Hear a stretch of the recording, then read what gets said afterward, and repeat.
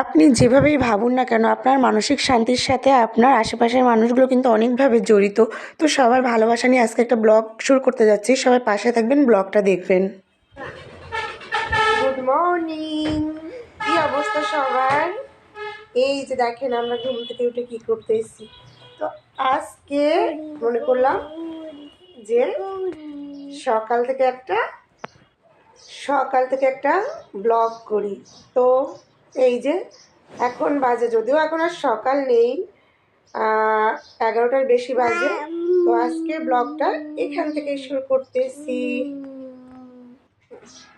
তো আমরা আজকে কি করি মা মেয়ে আপনাদের সঙ্গে সবটা শেয়ার করব। সকাল থেকে কিছুই খাওয়াতে পারি না, তাই যে নিয়ে বসে আছি, কিচ্ছু খেতে চায় না। এই যে দেখেন রুমের কি অবস্থা করে রেখেছে। যাদের ঘরে এরকম এক পিস আছে তারাই বলতে পারবে যে এরকম অবস্থা প্রতিদিন থাকে। তারপর এই যে ডিমটা নিয়ে ভাবতে বসছিলাম যে ভাজা করে দিব, খাবে কি খাবে না। তারপর একটু ফল কেটে দিছিলাম, কিছুই খায় না। মামা ঘুরতে না করলাম তো কি পরিমাণে দৌড়াদৌড়ি করে দেখেন। ঠান্ডা হও, ওখানে বসো বসো। একটা মিনিটও দাঁড়ায় থাকে না বা বসে থাকে না। বসো বসো, তুমি এইখানে ঠান্ডা হয়ে বসে থাকবা, ঠিক আছে? কি বললাম? তুমি ঠান্ডা হয়ে বসো, আমি বাকি কাজগুলো করে আসি। হ্যাঁ না, এখন কোলে আসবো না, না না। তারপরে এই তো ওকে একটু স্নান করিয়ে আমি ছাদে চলে গেছিলাম, কারণ আমার কাপড় ধোয়ার ছিল, কাপড় মেলার ছিল, এই জন্য। তো এই কাজগুলো সাধারণত আমার করা হয় না, কিন্তু আমার যে হেল্পিং হ্যান্ড আন্টিটা আছে সে তাদের একটা অকেশন চলতেছে, যে কারণে সে আপাতত ছুটিতে আছে, তাই এগুলো আজকে আমিই করলাম। কিন্তু এটা করতে আমার আজকে ভালোই লাগলো, নিজের কাজ নিজে করা একটা আলাদা শান্তি আছে। তারপর আমি চলে গেছিলাম কিচেনে, যেহেতু দুপুর হয়ে গেছিলো, বাবুর জন্য কিছু খাবার বানাতে গেছিলাম। তারপর ওকে খাইয়ে দেবো এরকম একটা, বাট ও তো কিছুই খেতে চায় না। তো এবার শুরু হবে আমার আসল যুদ্ধ, এই যে খাওয়ানো। এটা মানে 3 ভাগের 1 ভাগও ও খাবে না, তারপর আমার চেষ্টা করতে হয়, কিছু করার নেই। আমি প্রেও করি উপরের কাছে যেন ও তাড়াতাড়ি খায়, এরকম একটা অবস্থা। আর দেখেন ডেইলি ব্লগ মানে আমি চিরুনিটা, এই যে আমি আমার যুদ্ধে কিন্তু লেগে গেছি। কোনো কিছুতেই তার মুখে একবার খাবার আমি দিতেই পারি না, এত কষ্ট হয় এই সময়টা আমার, আর এত রাগ হয়, কিন্তু কিছুই করার থাকে না, খাবারটা নিয়ে ঠিক বসেই থাকতে হয়। তারপর আমি আমার দুপুরে খাবারটা খেয়ে নিছিলাম। এখন আমার মাম্মাম ঘুমাচ্ছে, মেবি 3টা বাজে, আমি ঘড়ি দেখিনি, এক্স্যাক্ট বলতে পারবো না এই কারণে, তবে 3টা বাজে। আর এখন আমি রান্না করতে আসছি, তাহলে বোঝেন অবস্থা।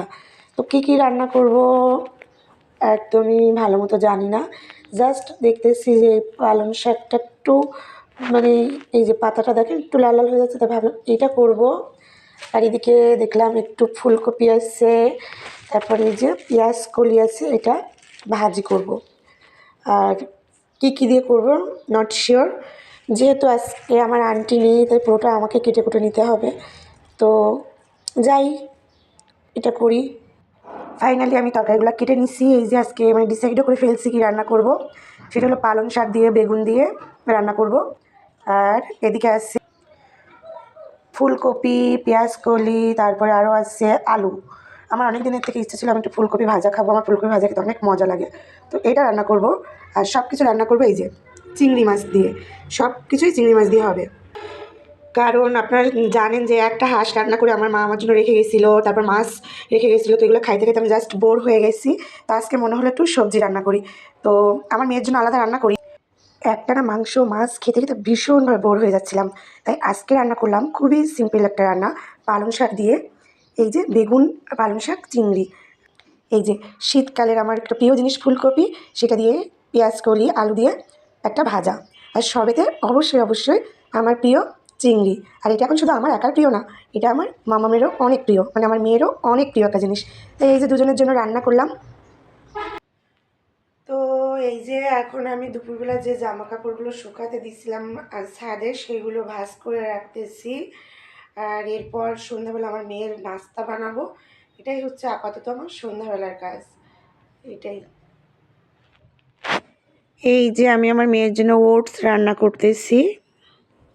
তো সন্ধ্যাবেলার এই যে মামামের দুধ আর ওটস নিয়ে চলে আসছি, দেখা যাক কি করেন সে। না মা একটু খাও, একটুখানি খাও। না ওইটা যাবে না, দাঁড়াও দাঁড়াও দাঁড়াও দাঁড়াও। আজকাল নতুন একটা কথা শিখছে, বাসাও বাসাও, মানে ওই যে রিলস দেখে ওটা দেখে শিখছে। এদিকে আসো। এই কি করতেছিস ওটা? সন্ধ্যাবেলা এক কাপ গরম গরম চা না হলে দিনটা যেন ইনকমপ্লিট থেকে যায়, তাই না? একটা সময় কিন্তু আমি এতটা চা খেতাম না, কিন্তু এখন চা না হলে যেন ভালোই লাগে না। তো এখন বাজে কয়টা বাজতে পারে আপু? 7:30 বাজে মনে হয়। তো সকালবেলা থেকে আজকে ব্লগটা শুরু করছিলাম, আর এখানে এসে যে চা দিয়ে ব্লগটা শেষ করে দিচ্ছি। সবাই ব্লগটা দেখবেন। ওকে ওকে, সবাইকে আজকের মতো টাটা।